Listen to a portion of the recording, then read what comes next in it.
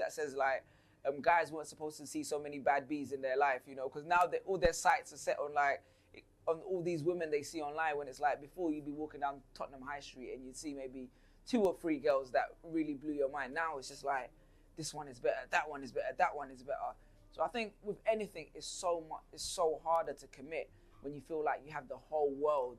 My wife has said for years, you should write something about marriage because there's not a lot of men talking from that perspective. And we've been together for 16 years. We've been married for 10 of those years. So it was like, I just thought, let me start writing about something, and it kind of resonated. So they went from the threads to me writing a newsletter. And then as I was writing a newsletter, publishers wanted to publish a book, and we discussed that. Kind of didn't go how I wanted, so I kind of just like, let me just publish something small, short, and compact myself. And that's what the book You Wish You Had Read Before Marriage kind of came about. And it's basically just like me articulating the reality of marriage. Not to say that marriage is like bad. I love being married. I love being my wife. But I hate the way that on social media, people only paint one side of relationships, one side of marriages, either the extreme negative or the extreme positive, particularly when it comes to marriage, wedding, proposals.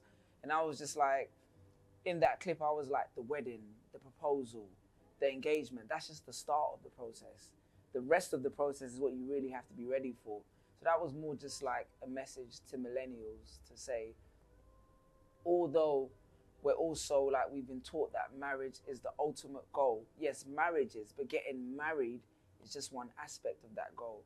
And I think a lot of people don't have that level of foresight, especially nowadays. As being the age I'm at, I've seen a lot of marriage start, and unfortunately I see a lot of them end. You know, and I think that's the part that everyone always hangs on to the start, and they hold on to that, but they don't see the steps that lead towards that eventual demise, or the lessons that people don't learn. So I try to write about the lessons that I've learned, and you know, the close calls and the near misses and the great moments, the highs, the lows, etc.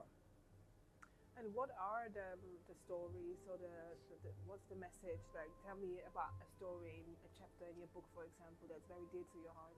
Oh, there's a chapter in this book. I've written another one, another essay, and there's a bunch on my newsletters. But there's a chapter in this book where me and my wife, we're arguing over like parking. Like, we're always arguing when I'm driving and she's in the passenger seat. As I'm not saying all women do it, but some women do it when you're in the passenger seat and they're playing like driving instructor. You know, they're giving this, that. And it's funny how I talk about how that specific situation spirals into another argument about something completely unrelated to us driving. And it's like, you always do this, you always do that. And it was just to highlight how in marriage, like, you can have a series of spinning arguments because one is not resolved. They keep on feeding into each other.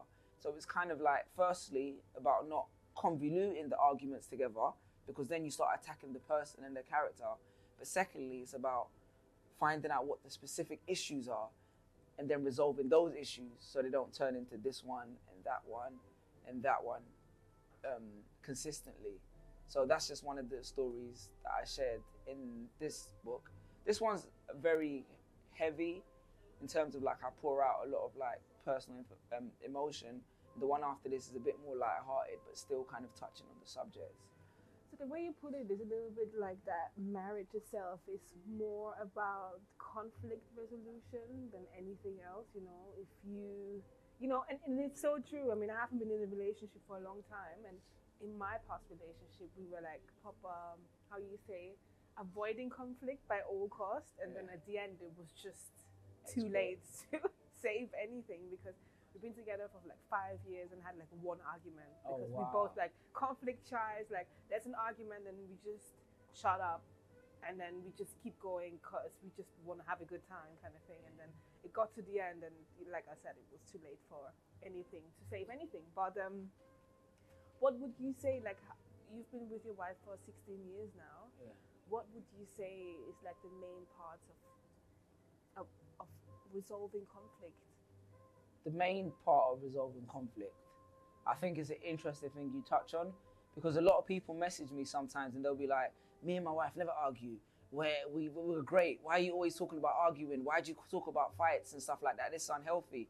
But I think you made a great point. I think it's more unhealthy not necessarily fight, but to argue, because that means one of you is repressing the emotions that you feel. It's not possible for two individuals to come from two walks of life, two complete different experiences of life, and not have disagreements on certain issues. Especially you live together, you spend so much time with each other, like. You know what I mean? You live together, one of you has to be like, oh, I like the crust on my toast, I don't like the toast on my crust person. You know what I mean? One of you has to have a disagreement. One of you has to be, I like to sleep with the light on, I like to sleep with the light off. There has to be some kind of different.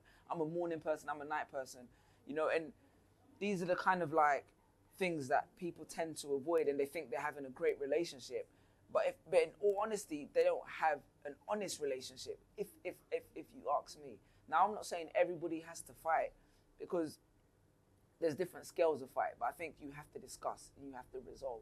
And I think the main thing that we've had in our relationship is that communicative element. Like, we don't argue about everything, but we communicate a lot about the things that we feel, you know.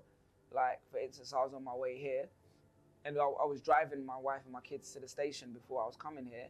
And she was like, oh, I asked you, did you know we were going to this station? And to be honest, when she told me what station we was going to, I didn't really listen. And she goes, now you're going to the wrong station, we're late.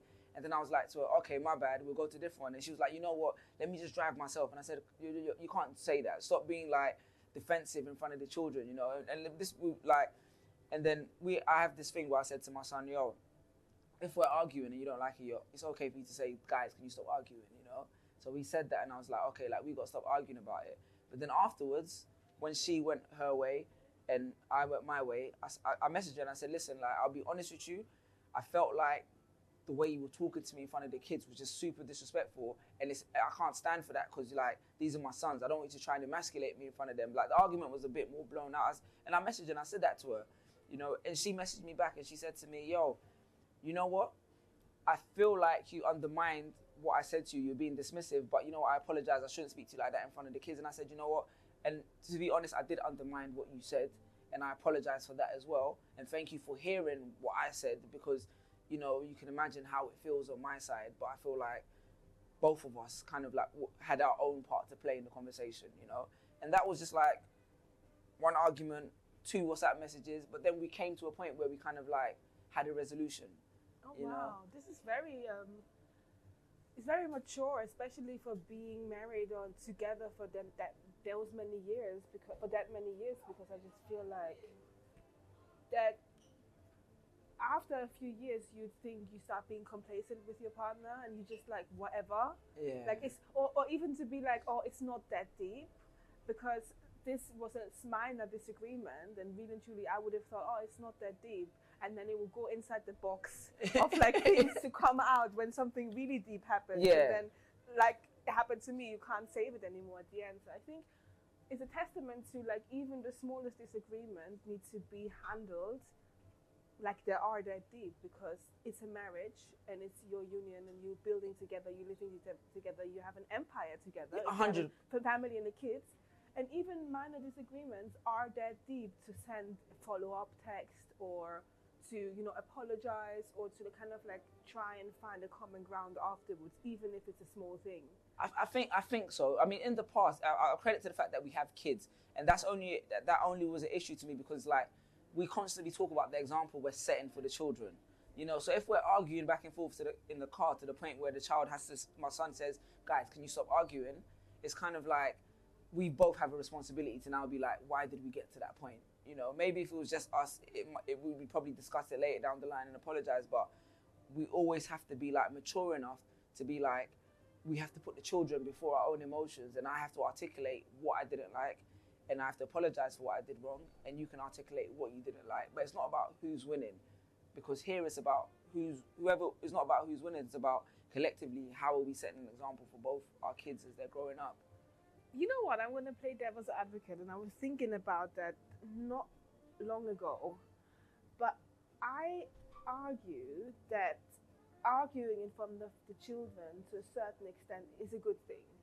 And it's because if mommy and daddy never argue in front of the children and never resolve, I think not just arguing in front of the children is important, but resolving the argument is important in front of the children, because my parents and my ex's parents never argued, but that's how us two never argued. Yeah. But they did argue, but they argued behind closed doors.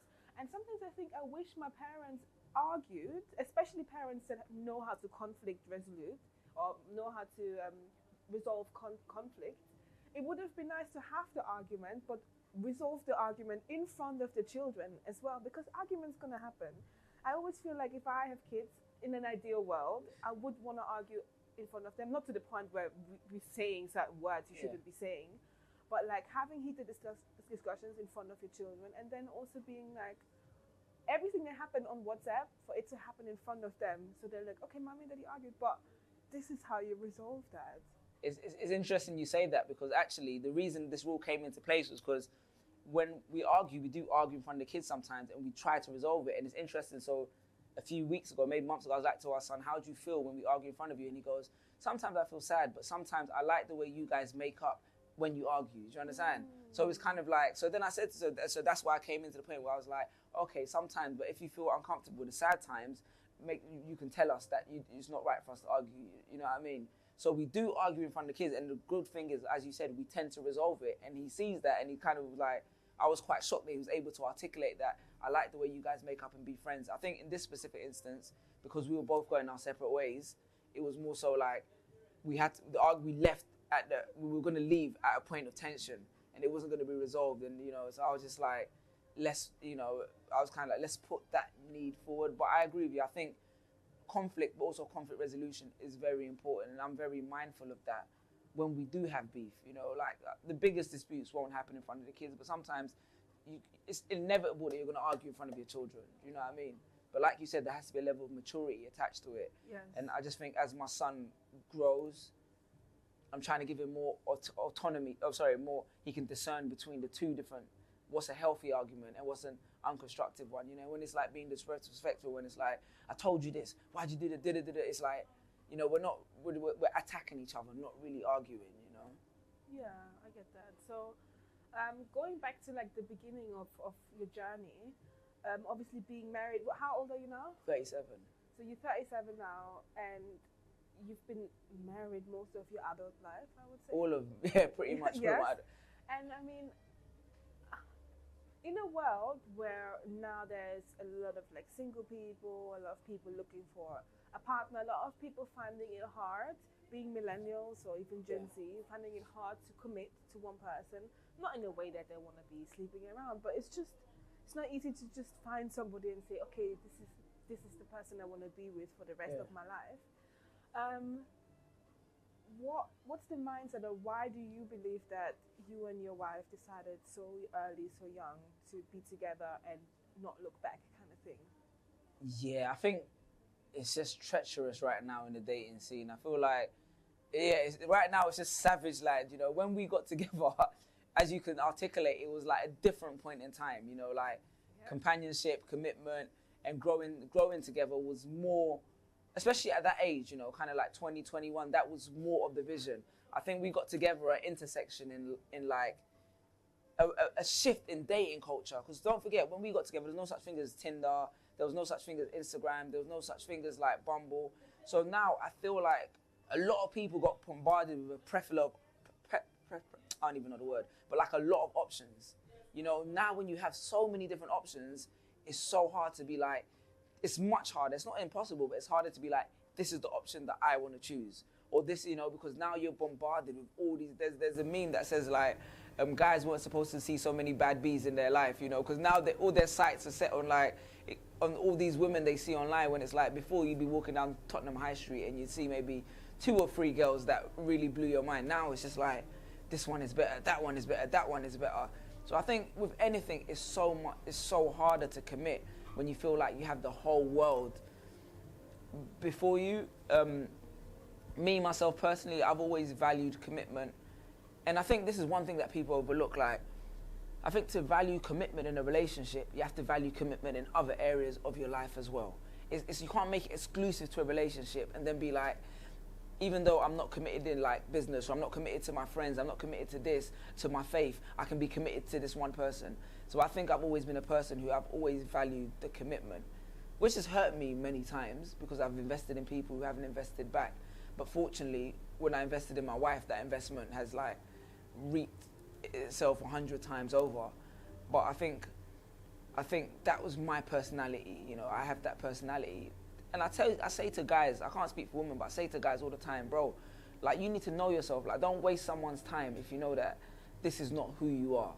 You know, if you're not ready to be committed to one woman, like, if she's okay with that, which some women are, cool, but I don't rate guys who kind of like lie to women about how committed they're going to be and then let the relationship go on knowing that they're not built or they can't commit to that. You know, I think as a person, I've always discipline, commitment. It's something I respect. You know, maybe my parents have been together for my whole life. Maybe that's a factor. I don't know, but I just respect the idea of being with someone and committing with them. And as I've got older, I've just learned to appreciate, like, I'm not a person who's like, I'm not obsessed with like the shiny and the new, you know. I like the antique and the valued, you know. I was saying to my wife, I think like I can sit back and say to her, oh, do you remember this happened 11 years ago, 12 years ago? Like, for me, that's invaluable. I'm always looking at, you can't have that with a lot of people, you know, whereas you can be with someone new, when you have like a year of memories, 2 years, like, to be able to hold on to that, I think is so powerful. And I'm always looking at the long term, what's going to matter to me long term, rather than the here and now more so. And what do you feel like is the difference between, like, if you've been married for 16 years, or no, you've been in the relationship with your wife for 16 years, what do you think, would your life be different right now if you wouldn't have decided to commit to her? Yeah, I can't imagine what my life would be like if I didn't, but it would definitely be different, you know. But hopefully I would have not came into this age of dating and relationship. That would be my only wish, that I don't end up in this territory, because I talk to a lot of people in relationships that are trying to find this, particularly women, you know, because my wife has a lot of female friends, and, you know, people message me online, and it's just like crazy, like just trying to navigate and find people who like hold the same values, you know, is difficult.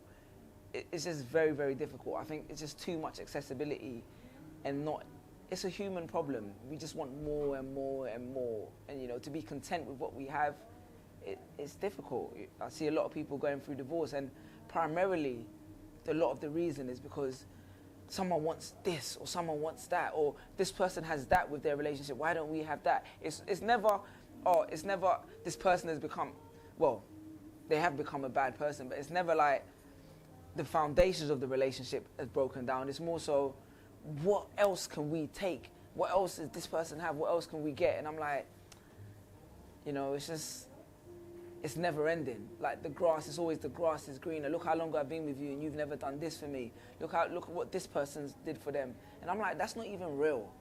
You know I've been on social media so long that I know a lot of it is not even real. Like, it's all content, it's all a game, but it's so seductive. So what's your story in terms of, like, you know, growing up? You can start from the beginning, really, and then, you know, where you grew up, how you grew up, your family dynamics, like, and then we can maybe go into you meeting your wife.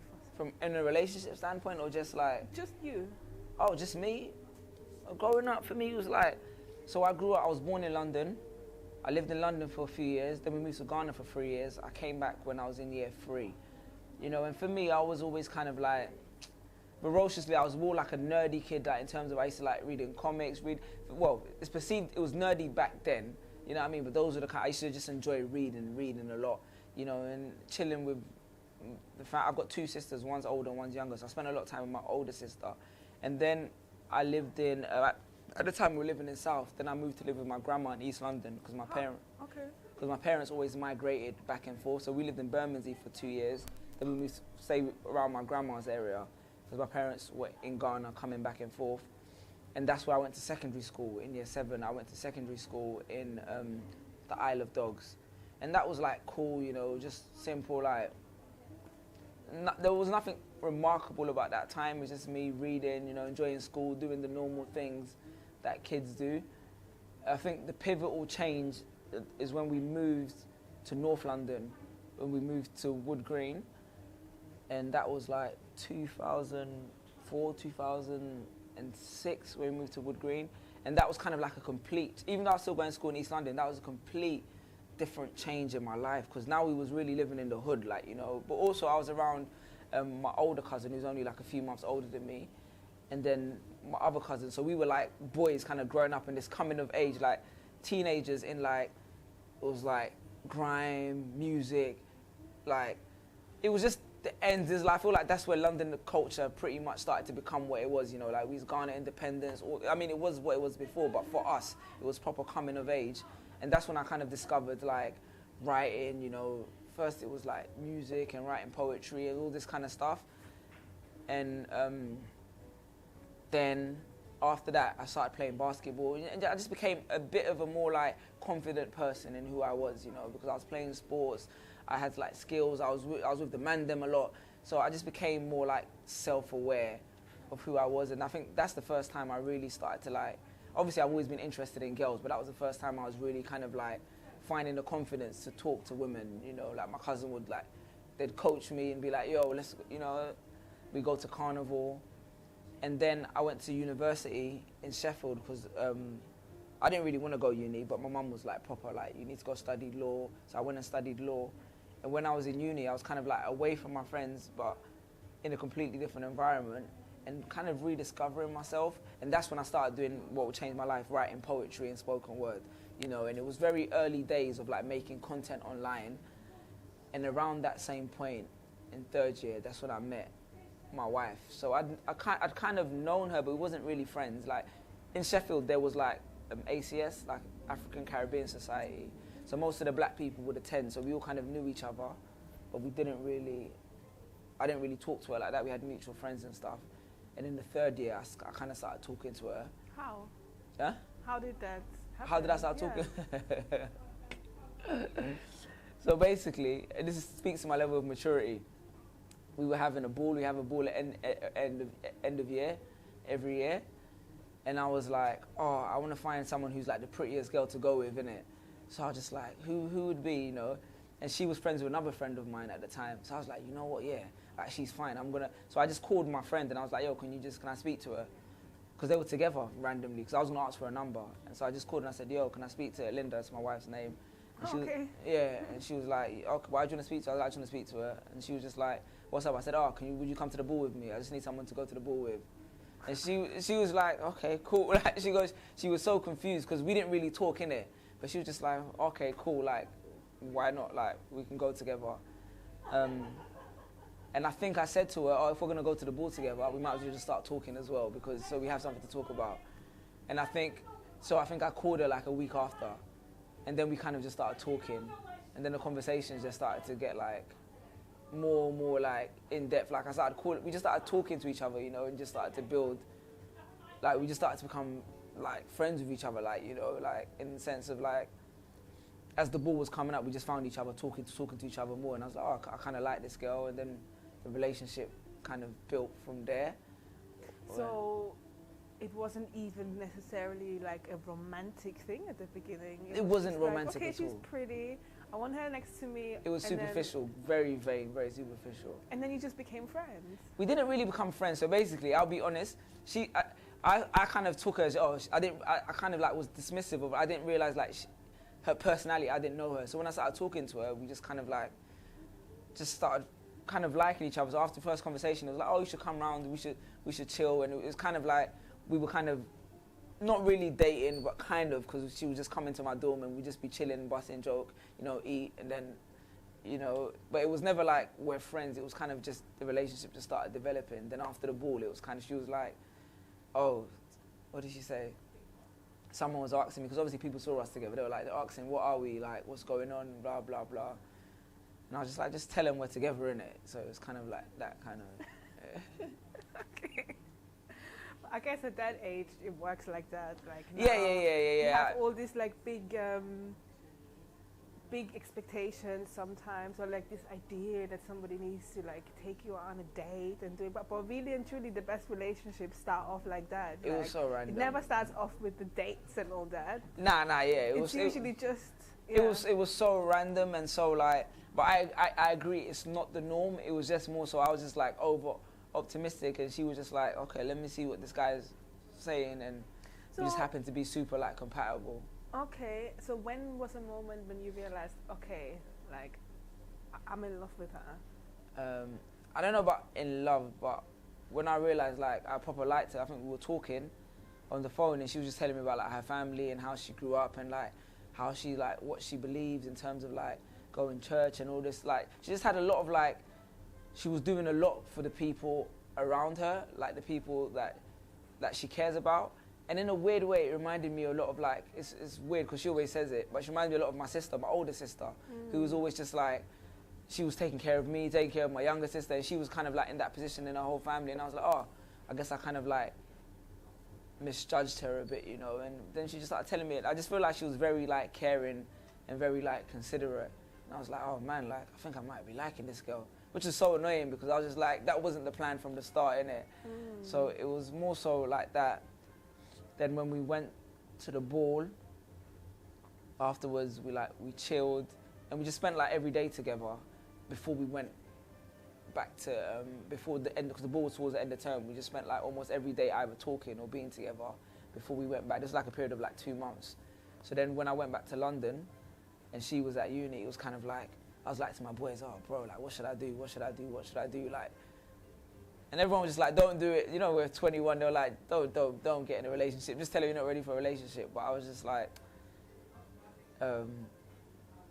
so for context, up until this point, I'd never had a girlfriend. Like, I'd spoke to like different girls in different times, but I'd never had a girlfriend. So for me, it was like a big deal to be like, am I gonna make her my partner? Because I never saw it as like, be with somebody, see how it goes. And no, I saw it as like, if we're together, then we're together. Like, that's a commitment. So it was like a pretty big decision for me to make. And then she was just, she was kind of stringing me, like, she was playing, she was like, people want to know what's going on, are we together, what's going on, blah, blah. And, you know, my friends from uni were asking, and then at one point I was like, just tell them we're together, and What's that thing with men being like, don't do it? I mean, why is it such a crime for a boy, for a man, especially a black man, to be in love, like, it's such a, like, people even laughing at you. No, and yeah. I'm just like, why? What's wrong with that? No, my boys were legit like, don't do it, bro. Don't do it. What do you think is the science behind that, as, you know, the person you are now, and when you think about that? At that age, not just at that age. Yeah, actually, okay, so I wouldn't know as much now, but yeah, I think, I don't know, we have like a very like distrust of like, because one thing I think a lot of people overlook, and I always say that, yeah, a lot of men have had their heart broken like very early on. You know, a lot of men have had their heart broken very early on, and sometimes a lot of your friends have seen you get that heartbreak, you know. So I think there's that instinct defensiveness to be like, bro, are you sure? Are you sure? And I think at that age it was more so like, nah, you can't settle down with anybody. We can't trust none of these women, you know. I think at that age you're particularly vulnerable because from the ages like what? From like 13 to about like 18, you don't know, no guy knows how to talk to women. Some guys may be lucky because they're like extremely like, I don't know, attractive or whatever, but no guy really understands women, even at this age. So you've dealt with rejection upon rejection upon rejection, you know, and women, like young girls, not women, but young girls will do that to you, you know, like, so I think at that point you have a very like combative relationship with women or relationships. It's kind of like, nah, this ain't gonna be the one to break my heart. And you hear all these stories, innit? Like, so at that age, you're very defensive, very defensive. Oh, you said something, and I wanted to ask you about it, but I forgot. You said breaking hearts at a young age. Oh, the rejection part. I mean, that's true as well. You know, sometimes I think as women we forget how we reject men on a daily basis. Like daily, I'm telling somebody I'm not interested. Yeah. And I think, you know, sometimes as women, rejection is painful because I've been rejected. You know, in a way, you know, maybe sometimes, you know, male rejection happens more often. Yeah. But then I think female rejection happens on a deeper level. You think so? Yeah, because I feel like men approach women, a lot of women, to get to know them. So by the time you get rejected, it's like it's painful, but that is a stranger. But then because men are more the gatekeepers of commitment, when it's time for commitment, it's usually you know that person better and the connection is deeper. And to then be rejected by the man that doesn't want the commitment but had everything else, that hurts more. I'm sorry. Yeah. No. I disagree. I think because I feel like, and I don't know. I feel like I don't know any young boy. Yeah, and this is why they say, oh, men don't like it. That from the ages from like 12 to about 16, 14, 15, we're not like heavy romantics, like deep romantics. You understand what I'm saying? Like they had one girl that they really liked, and this girl was going to be the one. Do you understand? And then because you fall in quote unquote love so heavily at such a young age, and you get that, you know, that deep rejection you're talking about, you just shut off everything. You just shut off everything. From that, at that point, it's kind of like, how do I get? And I'm not justifying it, but I'm saying at that point, it's kind of like, how do I get my own back? You know, how do I kind of like show women that I don't need them? You know, so I think, I'm not saying that women don't get rejected on the same, but I think we all experience deep, if I'm riding for the man, then we all experience deep rejections, but just at different stages. Okay, and I remember now what I was going to ask you before. You're talking about how at that age, and up until now, I believe, men don't really understand women. Yeah. What's there to understand in your... Because, I mean, you know, I think it's true. Women are emotional beings, and then, you know, hormonal, and we up and down, and I can see how it can be difficult for men to understand us. I can't really blanket it because every human is different, every woman needs something else, like every man kind of in its own way needs something else. But at the same time, when you said, because boys don't really understand women, and lots of men to this day complain about that, they don't understand that. What do you think are like main things or components to understand about women in order for it to work? I'll be honest with you. Women are so illogical. They'll cancel me for that. No, listen, yeah. Is your wife gonna watch this? My wife is gonna watch it. I'm playing with you. Listen to this, but no, I've been like, I don't think I'll ever understand women in their entirety, because the woman I'm married is, and this is one of the things that makes it that, like, men, when it comes to men, and as I know as a man, we pretty much have the same basic needs, like across the board. Do you understand? And if I say it sounds so simple, it sounds so immature. Men just have simple basic needs. Maybe people may say because you're not emotional, whatever. But the woman I got in a relationship with, I have to acknowledge that she's different from the woman that I'm now married to, and I have to acknowledge the woman I'm married to is now different from the woman that I had kids with, and now I have to acknowledge that the woman I have kids with may be different in a few months, whatever. And those have been hard adjustments for me, because I feel like I've always wanted pretty much the same thing since I was like 16 years old. You know, and we have these conversations a lot. Me and my wife have a lot of conversations, and she always say, how can you expect me to say the same?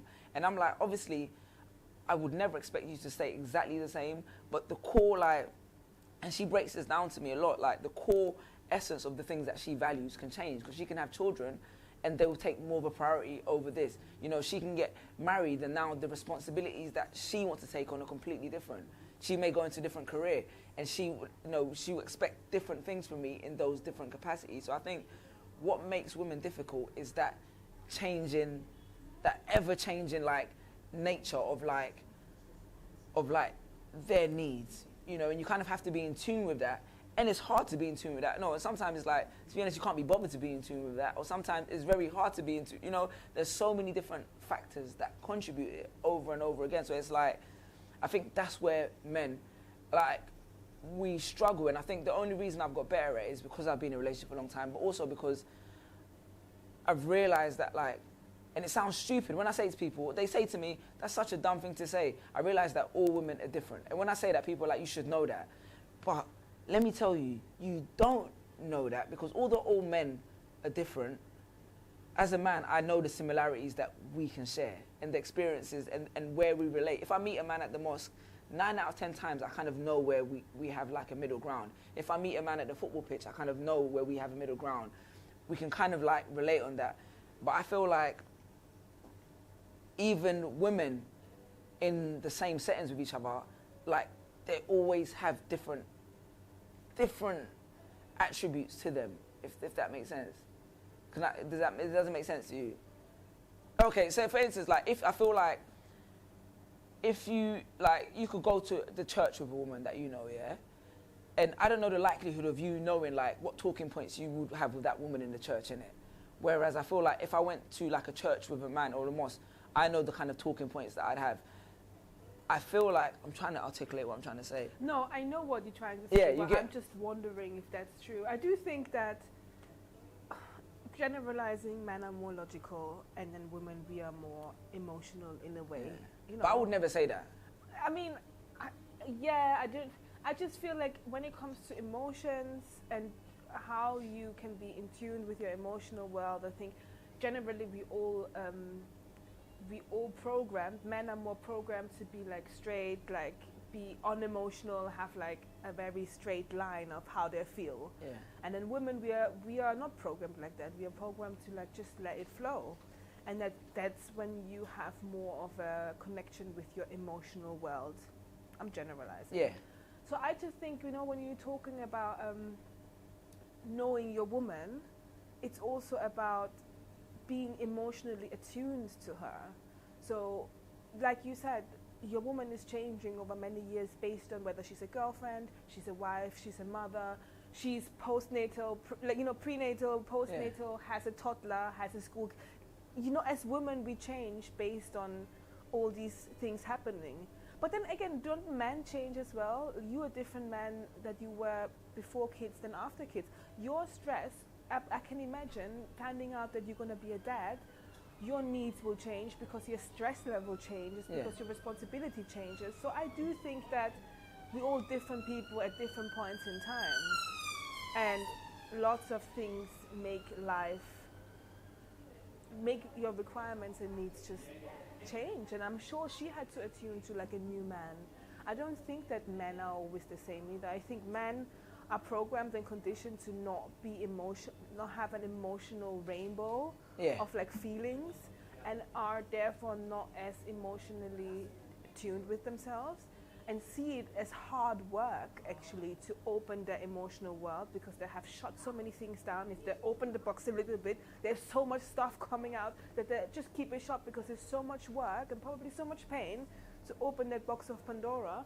But that also means that you never open to be attuned with that woman either, or with a woman, and that's where the disconnect is really.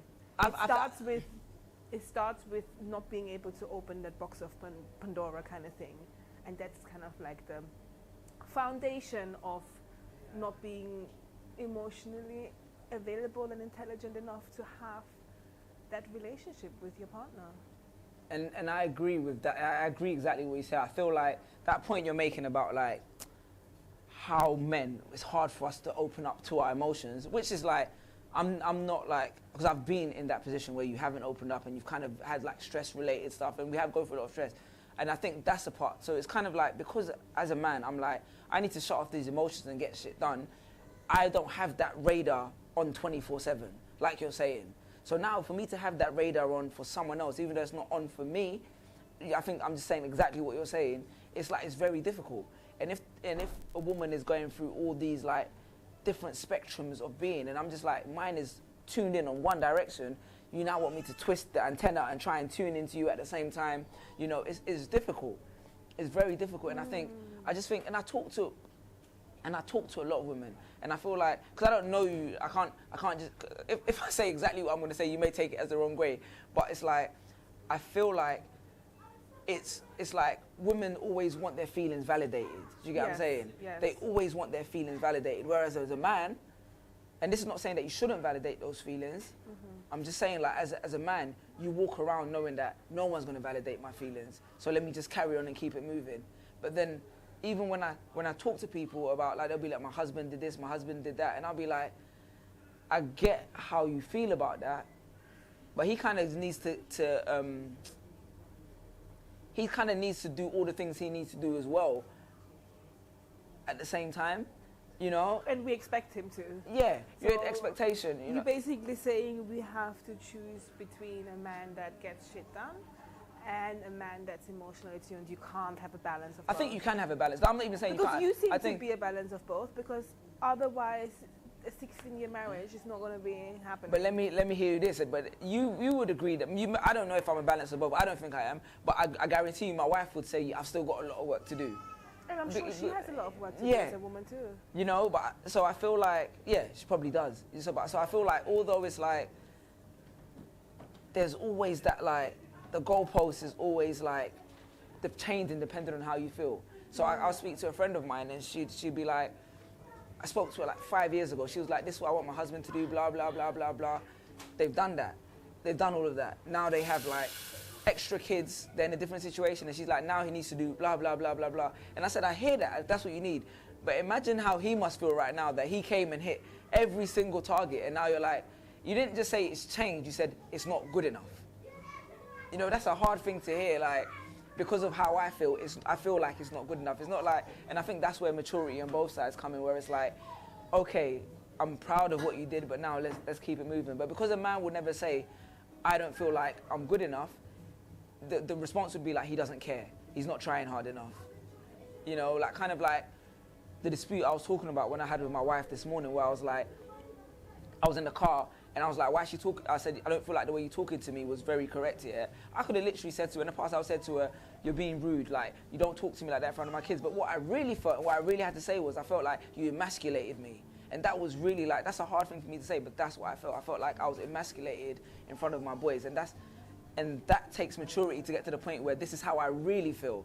Like, you can talk to me, you may be rude to me another time, but the fact that you emasculated me in front of the boys by like shouting at me, saying get out of the car, drive myself, like that's what I had the issue with, you know. So I feel like, and I think a lot of things is down to, and that's not just a relationship thing, but a lot of things in life are down to how you word your sentences. And 2000%. it takes a lot of maturity, and that's something I'm currently practicing a lot. Oh, do we have to get going? Oh no, that's no problem. That's I don't fine. think you will pick it up that badly. Thank you so much. And I think that a lot of it is about like, and I'm learning that right now, and I think I'm quite good at it actually, to just word what you say the correct way, because like you said, you can just be like, you're rude, like I'm not dealing with that, but the way you said it, it almost forces the other person to understand, unless they're a complete dickhead. You know, some people just committed to misunderstanding and they just want to argue, but that's not going to be the person you with unless 100%. you're like that yourself. Real you know? talk. So I think most of the things, just to be able to articulate your emotions, because what happens when you're really able to articulate your emotions and you're so in tune with yourself, you stop blaming the other person. You say, this is how it made me feel, and I'm going to leave that with you, and you're going to do with that. Instead of being like, this is your fault, like, you know, just blaming. But when you just explain your side and how you feel about it, it sounds like that. It's a complete, like the key. It's a complete difference. Communication. And you know, but you have to get to someone you can trust with that. You know, like I couldn't have an argument with my boy and be like, "Fam, you emasculated me." It wouldn't work. You know. You just laugh. He'd be like, "Pause. What are you talking about?" You know what I mean? But it's like you have to get to a point where you trust someone with that to be like, "This is how." You know. Unfortunately, we're at a point where like we can have an argument and we can trust each other to be like, this was really the root of the argument, because we've got to the point where we realize we don't hate each other, we don't dislike each other, we just feel different ways about different things sometimes. And sometimes for many years you don't know how to articulate that, or you're too afraid to articulate that, you know. So sometimes we could have an issue and she could say to me, do you think it's because your mum or dad did that you have an issue with that? And you know, I have to hold out and be like, you know what, actually it probably is. Do you get what I'm saying? Yes. But that's a hard point to get to in a relationship. It's not easy. But I think it's so important, and I feel like it's so interesting that a lot of men sometimes be like, oh, I told you something, I confided in you, and I told you something, it was vulnerable, and now you're holding it against me. But sometimes it's just like, first of all, if not your romantic partner that you're planning to build with, to live a life with, to have a family with, is your accountability partner. Who else is going to tell you that?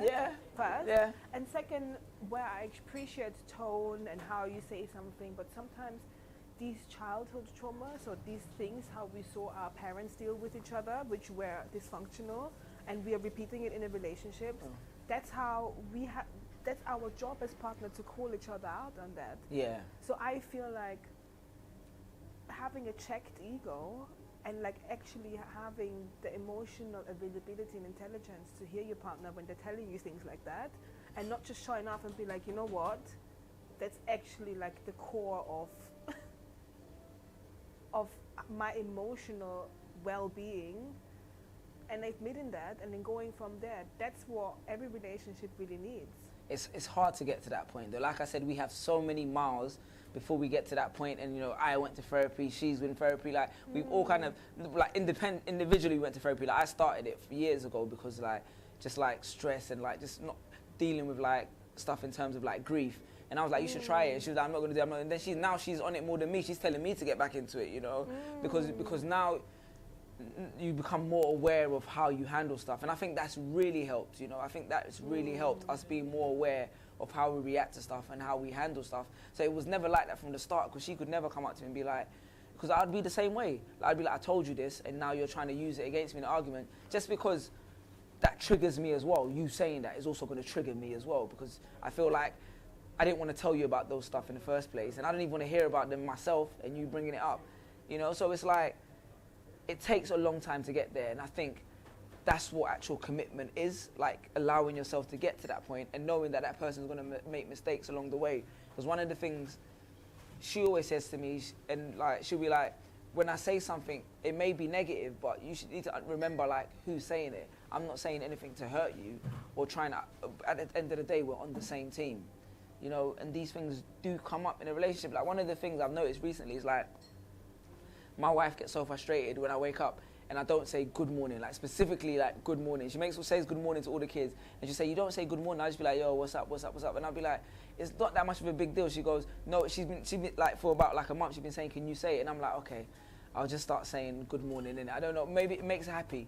We was in Martinique not too long ago, maybe like a few weeks ago, and we was in an Airbnb. The whole family was staying there, and her mum was staying with us. First thing her mum said when she woke up, she comes to my kids and she goes, make sure you guys say good morning to me. Have you said good morning to grandma? Have you said good morning? And you realize that it's not malicious. It's like, that's how she just grew up, you know, and that's how... Love language. Yeah? Love language, yes. You know, that's what she's understood. The fact that her mum woke up and it's like, she went to my kids, said, have you said good morning to your grandma? Have you said good morning? And you start to realize that, like these things are not deliberate, or they're not intentional, they're not malicious. They're kind of like, they're how we've been socialized or how we understand. And then when you start to realize that we're all learning and relearning, then you're kind of not as angry about everything. You're not as defensive about everything. You know, you're more in tune with each other and be like, yo, how do we learn this together? Or how do we work through it together? So you have an event coming up on Yes. the 13th of June. Can we just, before we finish up, can we just talk a little bit about that and what Cool. that's about and so on and so forth? Yeah, on the 13th of June. So it's kind of like me storytelling through spoken word, through humour, through like reading some of my stuff. But it's basically like I do a show where I try to encapsulate and articulate like the millennial experience at the different points in our lives, you know. So the first show was kind of like about like becoming a father for the first time and the emotional toll that took on me and dealing with grief. The next one was kind of like being in a relationship, being a father, but also kind of like being a professional, you know, and trying to deal with the social politics of the world. And this one is pretty much the same. It's more about like, I feel like there's very few people that are like, I mean, the internet's Gen Z, the millennials, we're all just fighting with each other. And I feel like there's very few people that are kind of just saying like, this is what I've seen, this is what I'm going through, and this is how I feel about it, for specifically like millennials, you know. So I'm kind of just like touching on all those subjects through creative like storytelling. Okay. So what are like the main kind of like topics apart from, you know, you blanketed, but could you go into like one story in particular? The main topic is, oh man, I don't even want to go into it. But it's one of it. So the first one I talked about the birth of my first child, which was kind of like traumatic. In this one, it's kind of like I'm discussing. We had like a massive, like when my second child was about to be born, we had like a massive, and I won't tell you, so you have to come to the show to see it. Like a massive like conflict that we had to resolve, like just as the child was being born, and that kind of like took a massive. Like emotionally for me, like my wife's like cool, but emotionally for me, that's something that like I haven't been able to speak about or write about. So these are like, that's a big thing I want to talk about. My grandma passed away a year ago now, And, you know, that's a big grief. But also intertwined with all of that was all the family coming together. And I think as you get to an adult, it's only that time you start to see the family from an adult lens and all the things we've gone through and how they've shaped you and all that stuff. And I just feel like there's no one I can watch that is helping me navigate that, you know. And that's kind of like another thing I want to touch on, like going to my grandma's funeral and seeing people I haven't seen in like 20 years, you know, like meeting my dad's brother for the first time. You know, I've never even knew he had another brother, you know. So it's like just different things, that experience. And then just like, I have another book which is more about like companionship. It's less about, I took the concept of like the 5 love languages and turned them into the 5 rules of companionship. And I have and that book is about the things that I think build companionship in a relationship. So I'll be covering that one as well. Can we talk about that? Companionship. Just to close up, yeah. Yeah, we can talk about that. I feel like the love languages, as I start in the book, love language is always about what do I need, what do I need, what do I need, what is me, me, me. Whereas I feel like relationships are built on the concept of we. So I think to actually be companions, you have to be like, what is the languages that we speak together that allows us to go stronger as a unit? You know, and I think I talk about, I wish I had it on me right now. What were the different rules? Like, I can't remember, but one of my sister-in-laws read it and she was like, this is spot on. But yeah, I can't, off the head, but I've made like 5 rules for building companionship. Not just building like happiness for the individual, but like building. And I talk about a couple stories that we went through early in our relationship and things that happened afterwards. And then just things that happen on a day-to-day basis that I realize like makes us so in tune with each other that just help build companionship. And you never realize how aligned you are, you know. Like we was in Martinique and it was like I was frying my son an egg, my wife was ironing. So what's it called? As I left the egg to fry, I went to go to my son. She left the stuff on the ironing board. I took the ironing board, I dressed him. I came back, she finished frying the egg and turned it over. Do you get what I'm saying? It's like you're so in tune with what each other are doing and you don't even realize, but it's like, how do you get to that level where it's like, there's almost like a telepathy going on between you guys, unspoken. So just things like that. Okay. And you touched on something before. I just want to get into that. Just a quick 1-2 minutes on what you think about or what your experiences were on that topic. You're talking about like growing up, family coming together, and you just realizing that your parents or the people that raised you were just adults trying to kind of figure it out themselves. Can you just talk about like an epiphany you had when of one of those experiences, basically? I think it's so interesting because, you know, I not only realized that like some of our parents were just adults, you start to realize like some of them were actually just like kids raising us. They wasn't really like adults, or they never even got to mature past a certain point because parenting was thrust on them so early on. You know, so we didn't get to the point where they had all these things. Like I was talking to another one of my sister-in-laws and she was like, why doesn't like my mother-in-law have like emotional intelligence? I said, you've been granted that privilege because you're almost 30 and you've had time. She had her first child when she was like 21. At what point was she gonna have emotional awareness and intelligence? I think that's been so interesting to discover that, you know. I often have this, I look at my parents and I often like have this, I try to visualize us at the same age as 18 and see if we was friends and what we'd be talking about and like how we would relate to each other, you know. And I think I start to realize your parents are just humans when it was like, I did something for my mum and she turned around and she said to me, you know what, I'm really grateful, like thank you very much for doing that for me, I really needed help. And your parents say thank you to you a lot of times when you're growing up, like maybe they do, some never. But when she said it in that genuine, like, I needed help and you helped me out in that moment, I realized that, oh, like, she's not just my mum who can handle everything. She's like an adult who needs help sometimes, you know. She's an adult who needs advice, who needs help, who needs assistance. And I think that was very humanizing for me because it makes you put your parents in that perspective of like, they were just trying to figure it out as well and they just kind of did the best they can. So I think I've had moments like that. And me and my parents at this point, like they will come to me for advice. They'll be like, I've got